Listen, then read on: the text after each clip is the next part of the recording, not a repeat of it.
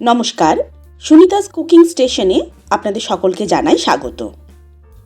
আমরা অনেক ধরনের পরোটা খেয়ে থাকি, বিভিন্ন রকমের মূলোর, কপির, আলুর, পেঁয়াজের, আরও কত কী।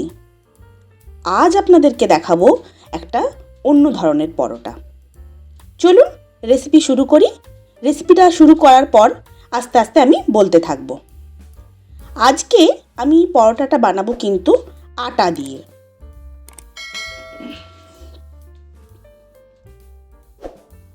আপনারা চাইলে ময়দার ব্যবহার করতেই পারেন, কিন্তু আমি আজকে এই পরোটাটা বানাবো আটা দিয়ে। আমি এখানে প্রায় 500 গ্রাম মতন আটা নিয়েছি। আপনারা আপনাদের বাড়ির লোক সংখ্যা অনুযায়ী পরিমাণ বুঝে আটা নেবেন।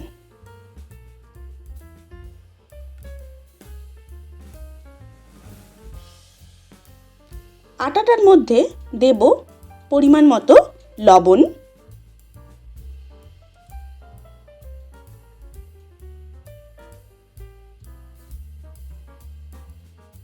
যেহেতু এর মধ্যে পুর ভরা হবে তাই লবণের পরিমাণটা একটু বুঝে দিতে হবে। আর দিলাম 1 চামচ মতন জোয়ান, গোটা জোয়ান। এই লবণ আর গোটা জোয়ান দিয়ে আটাটা প্রথমে আগে একটু হালকা হাতে এরকমভাবে, শুকনো উপকরণ যেহেতু এগুলো, তাই এগুলো মিশিয়ে নেব।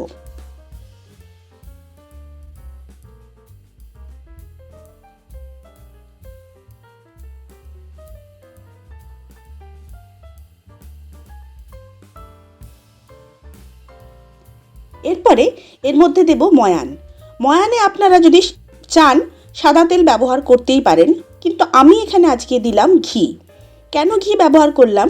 তাতে পরোটার স্বাদটাও একটু এনহ্যান্স হবে, একটুখানি বাড়বে। আর ঘিয়ের উপকারিতা এবং গুণাগুণ সম্পর্কে তো বলার কিছুই নেই।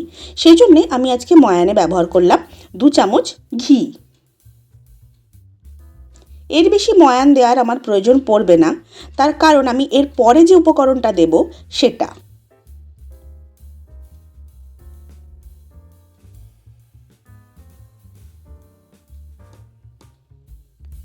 যেহেতু শীতকাল, ঘিটা একটু জমে রয়েছে, তাই চামচ থেকে ভালো করে ঘিটাকে ছাড়িয়ে নিয়ে এটা বেশ ভালো করে আটার সাথে মিশিয়ে নেব।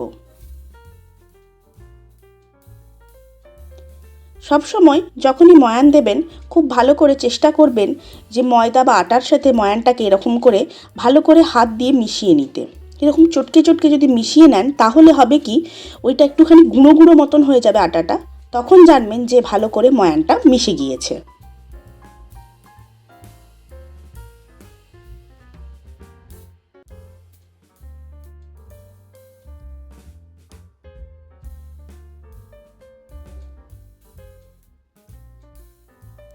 এরপরে আমি এর মধ্যে দেব 1 কাপ পরিমাণে টক দই। এই টক দইটা দেওয়ার কারণেই আমাকে ময়ানটা দিতে হবে কম, কারণ এই টক দই আপনার আটা বা ময়দাকে বেশ ভালোভাবে ফার্মেন্ট হতে সাহায্য করবে এবং এটা কিন্তু আটাটাকে নরম রাখতেও সাহায্য করবে। প্রথমে আগে টক দইটা দিয়ে আটাটা আগে মেখে নেব ভালো করে, তারপরে আস্তে আস্তে আমি জল মেশাবো। কখনোই পরোটা বা লুচির আটা মাখার সময় গরম জল ব্যবহার করবেন না, সব সময় ঠান্ডা জল ব্যবহার করবেন। একমাত্র রুটির আটা মাখতেই গরম জল ব্যবহার করবেন।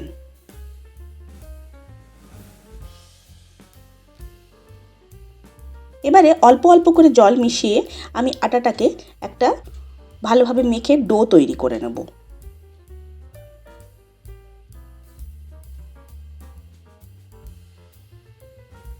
আমি আটাটা আগে মেখে নিচ্ছি, তার কারণ এটা আমি প্রায় আধ ঘন্টা মতন রেস্ট হতে দেব।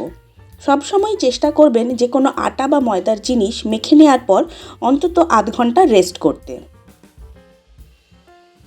দেখুন আমার আটার ডোটা তৈরি হয়ে গিয়েছে, কি সুন্দর। এটা কিন্তু খুব নরম করবেন না, তাহলে কিন্তু পুর ভরতে পারবেন না। এবারে এই আটার ডোটা আমি রেস্ট হতে দেব আধ ঘন্টার জন্য। তার জন্য আমি এটাকে ঢাকা দিয়ে এক সাইডে রেখে দেব।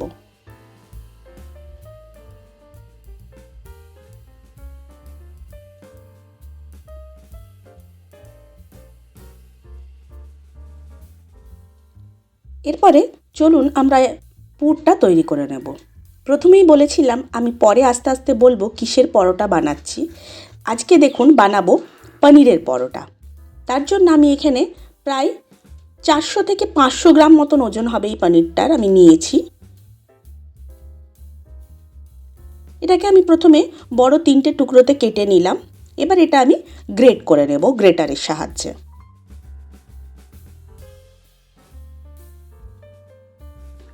আপনারা চাইলে ম্যাশ করেও নিতে পারেন, মানে চটকে, কিন্তু আমি কেন গ্রেট করছি, তাহলে হবে কি এর যে সাইজগুলো ম্যাশ করলে অনেক বড় বড় থেকে যাবে, কিন্তু গ্রেট করলে সেটা হবে না।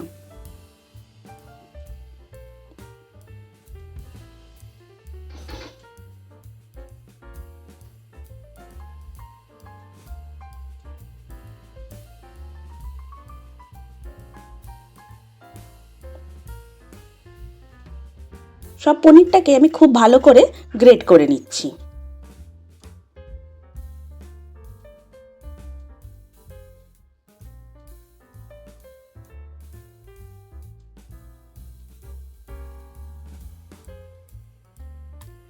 দেখুন পনিরটা আমার গ্রেট করা হয়ে গিয়েছে। এরপরে আমি এর মধ্যে মশলা এবং বাকি উপাদানগুলো মেশাতে থাকবো এক এক করে।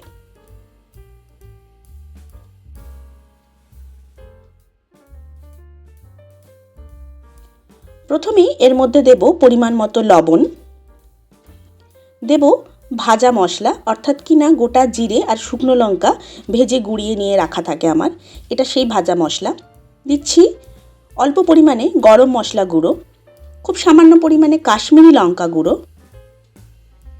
দিচ্ছি গোলমরিচের গুঁড়ো, আর দেব খুব অল্প পরিমাণে চিনি। আর একটা চটপটা স্বাদ আনার জন্য আমি এখানে এই চাট মশলাটা একটু বেশি পরিমাণেই ব্যবহার করব।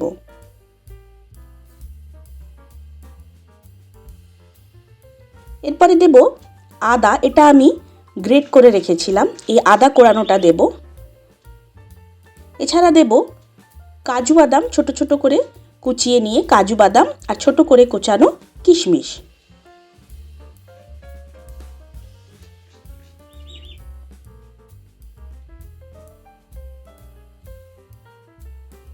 এবং সবশেষে এর মধ্যে দেব বেশ অনেকটা পরিমাণে ধনেপাতা।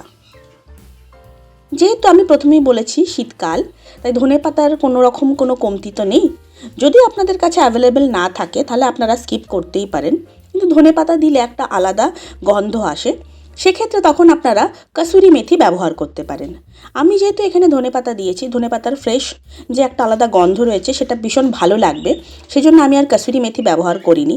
যদি আপনারা অন্য কোনো সময়ে বানান, যে সময় ধনেপাতা অ্যাভেলেবেল নয়, সে সময় অবশ্যই আপনারা কসুরি মেথি ব্যবহার করবেন। এবারে এই পুরটাকে হালকা হাতে আমরা মিশিয়ে নেব।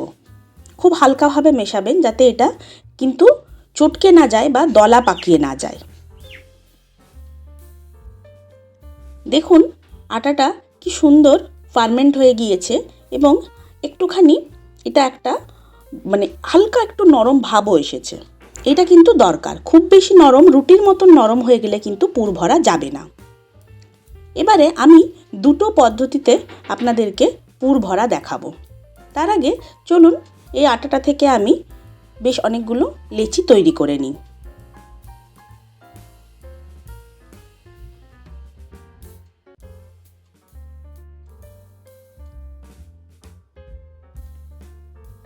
সব লেচিগুলো আমার করা হয়ে গিয়েছে। এইবারে আমি আপনাদেরকে প্রথম পদ্ধতি যেটা দেখাবো সেটা হলো এই লেচিটাকে হাতের সাহায্যে বাটির মতন করে গড়ে নিয়ে তার মধ্যে কিভাবে আমরা পুর ভরব। দেখুন আমি কিভাবে এটাকে হাতের সাহায্যে বাটির মতন করে তৈরি করে নিচ্ছি। চেষ্টা করবেন সাইডগুলো একটু আস্তে আস্তে পাতলা করে দেওয়ার, খুব বেশি মোটা রাখলে ভালো লাগবে না খেতে, কারণ এই পুর ভরে দেওয়ার পর আমরা এটাকে কিন্তু খুব বেশি পাতলা বেলতে পারবো না, যেহেতু এর মধ্যে কাজু বাদাম রয়েছে, সেই জন্য এটাকে আমাদের একটু মোটা বেলতেই হবে।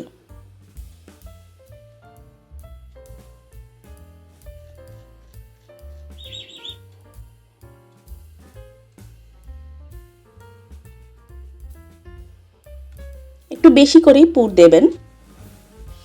পুরের ক্ষেত্রে কিপটেমি মনে হয় না প্রয়োজন আছে, তাই না? একটু বেশি পরিমাণে পুর দিলে যেহেতু এটা একটু মোটা হবে পরোটাটা, তো খেতেও ভালো লাগবে। এবারে সাইডগুলো এক জায়গায় করে নিয়ে এটাকে এভাবে মুড়ে দেবেন। মুড়ে হালকা হাতে এটাকে একটু গোল গোল করে নিলে পুরটা চারদিকে এরকমভাবে ছড়িয়ে যাবে।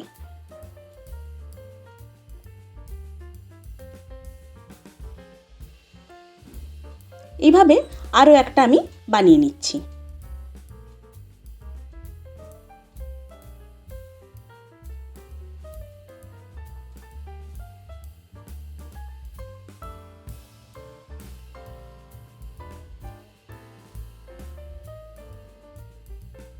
আরও একটা বানিয়ে নিলাম। আরেকটা পদ্ধতি হয় যে পদ্ধতিতে আপনারা পুরটা ভরতে পারেন, সেটা হলো একটা লেচি নিয়ে আমরা প্রথমে আগে হালকা করে অল্প ময়দা দিয়ে বেলে নেব।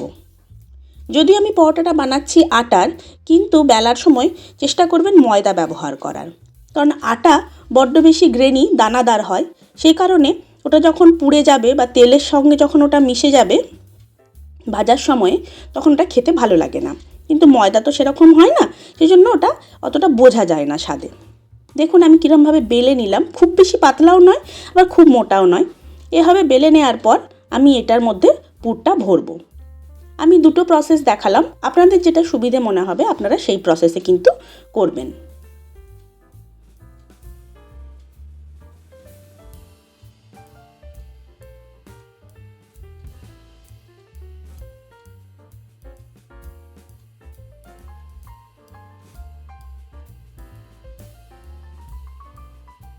একই রকমভাবে সাইডটাকে সামনে নিয়ে এসে এভাবে আমরা মুড়ে নেব।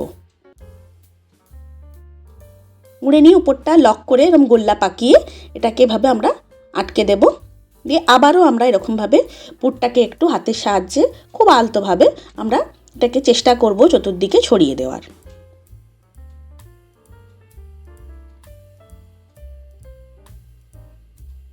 এইভাবে সব পরোটাগুলো তৈরি করে নিতে হবে। এবারে চলুন আমরা বেলে নেব হালকা হাতে। বেলার সময় অবশ্যই ময়দার ব্যবহার করে বেলবেন।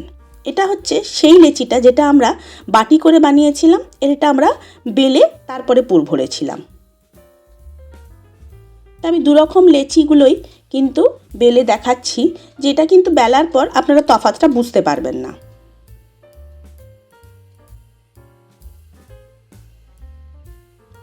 অল্প ময়দা ছড়িয়ে আমরা হালকা হাতে এটাকে বেলবো।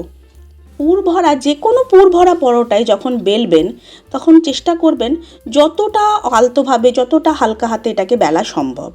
খুব বেশি যদি আপনারা প্রথমেই প্রেসার দিয়ে দেন তাহলে কিন্তু পুরটা সাইডে আস্তে আস্তে ফেটে বেরিয়ে যাবে।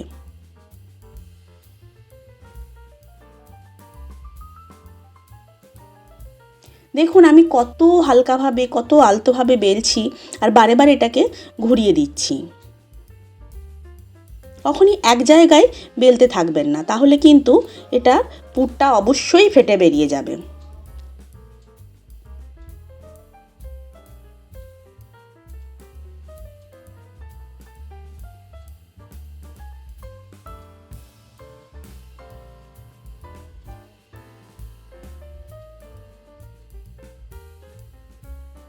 দেখছেন আমি এটাকে কিন্তু খুব পাতলা করে বেলছি না, একটু মোটা সাইজেই কিন্তু বেলছি, কারণ এটা যদি খুব পাতলা করি তাহলে পনিরের মধ্যে নুন রয়েছে, চিনি রয়েছে, ওর ভেতরে হালকা একটু জলের ভাব আসতেই পারে, যে কারণে কিন্তু ওর ফেটে বেরিয়ে যাওয়ার সম্ভাবনা খুব বেশি।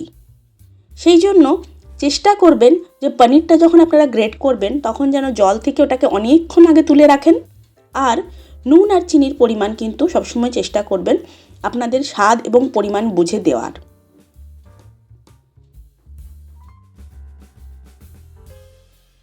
যে পরোটাটা আমরা বেলে বানিয়েছিলাম যে লেচিটা, সেই লেচিটাও এবারে বেলে নিচ্ছি।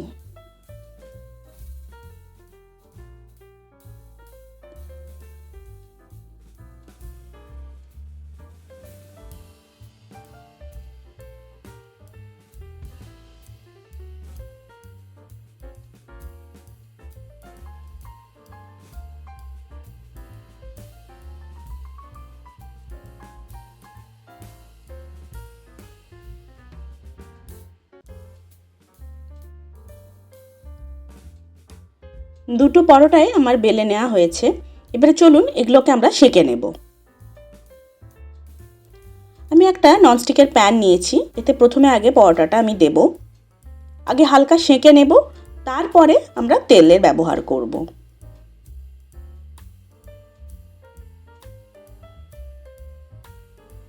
যেহেতু এই পরোটাগুলো একটু মোটা, সেজন্য এটাকে খুব ভালো করে চেপে চেপে সেঁকে নিতে হবে।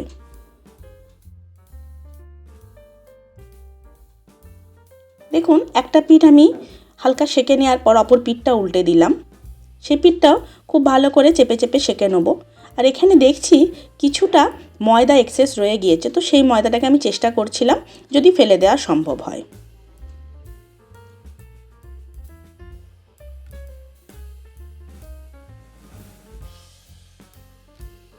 দেখুন খুব ভালো করে আমি কেমন সাইডগুলো চেপে চেপে এটা ভালো করে সেঁকে নিচ্ছি। আপনি সাইডগুলো যখনই খুন্তির সাহায্যে চেপে চেপে ধরবেন, তখনই বুঝতে পারবেন যে মাঝখানটা ফুলে ফুলে উঠছে, তার মানে এর ভেতরটা কিন্তু কুক হচ্ছে। এটা মোটামুটি দুটো সাইড ভালো করে সেঁকে নেওয়া হয়েছে। এবারে আমি অল্প অল্প করে তেল দেব। একটা সাইড প্রথমে অল্প তেল দিয়ে আমি আগে এটা ভাজতে দেব। ভাজার সময়ও কিন্তু গ্যাস খুব স্লো রাখবেন, যাতে এটা ভালোভাবে ভেতর অবধি কুক হয় এবং ভাজাও হয়। সেই একই রকম প্রসেসে আমরা কিন্তু চেপে চেপে এই ভাজার সময়ও কিন্তু খুব ভালো করে ভেজে নেব।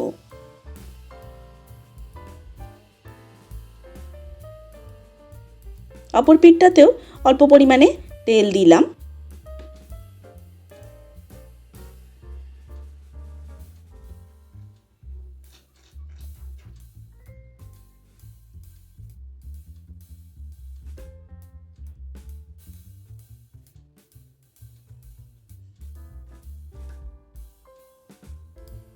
এবারে অপর পিঠটাও উল্টে ভেজে নেব। দেখেছেন কত সুন্দর ভাজা হয়েছে এটা।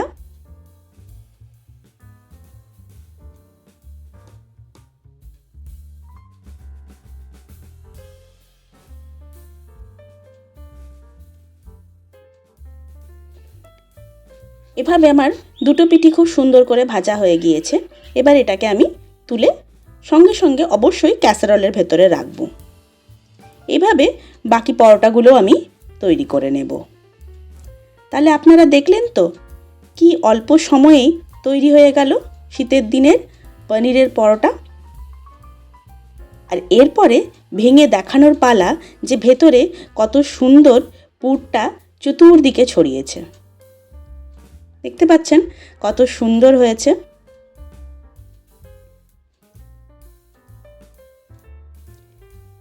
অবাঙালিদের বাড়িতে এটা যদিও ভীষণ পরিচিত খাবার, কিন্তু আমাদের বাঙালিদেরও এখন পনির এতটাই পছন্দের খাবার হয়ে গিয়েছে যে আমার মনে হয় এটা প্রায় বাঙালি বাড়িতেও হয়ে থাকে। অনেকে ছানার পরোটাও বলে, কিন্তু সেক্ষেত্রে ছানাটা তো আমি এভাবে ব্যবহার করব না, তাই এটা পনিরের পরোটা। যদি বাড়িতে সেরকম কোনো কিছু না থাকে, কিছুই না, শুধু দই দিয়ে তার সাথে অল্প একটু লবণ আর চাট মশলা মিশিয়েই খাওয়া যেতে পারে এই পনিরের পরোটা। আর এটা কিন্তু খেতে অসাধারণ হয়, সেটা আমার এক্সপ্রেশন দেখেই আপনারা বুঝতে পেরেছেন। তাহলে অবশ্যই বাড়িতে বানান এবং আমাকে জানাতে ভুলবেন না যে আপনার বাড়ির সদস্যরা খেয়ে ঠিক কী জানালো আপনাদেরকে। অবশ্যই বাড়িতে বানান এবং আমাকে অবশ্যই কমেন্টে লিখে জানান। আমার রান্না যদি আপনাদের ভালো লাগে তাহলে চ্যানেলটিকে লাইক, শেয়ার এবং সাবস্ক্রাইব করতে ভুলবেন না। সকলে ভালো থাকবেন, সুস্থ থাকবেন। অনেক ধন্যবাদ।